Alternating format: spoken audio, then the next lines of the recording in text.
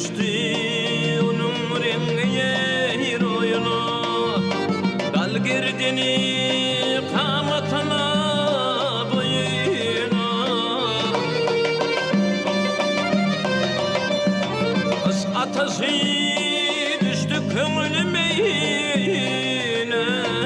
aklım alli uzum alli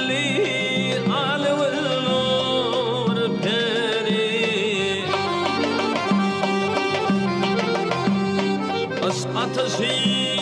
düştü köngülüme yine aklım alli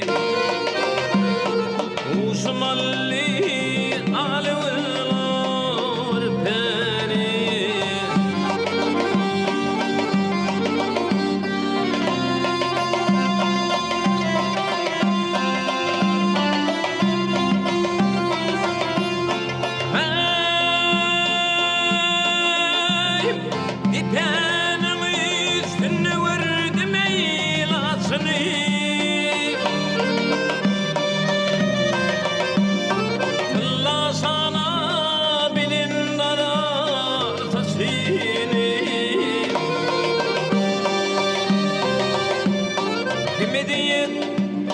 doldur köngülüme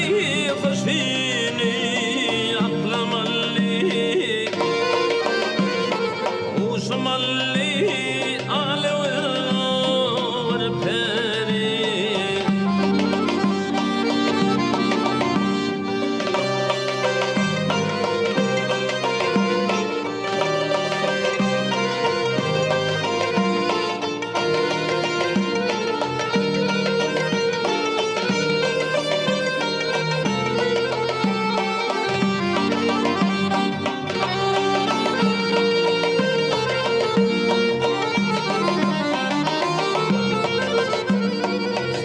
Batiran fezaneye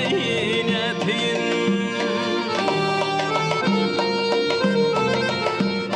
Saya batiran fezaneye inetin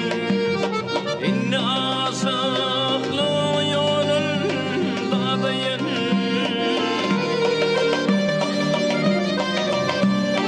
Ünün şemsul yarı torağıydı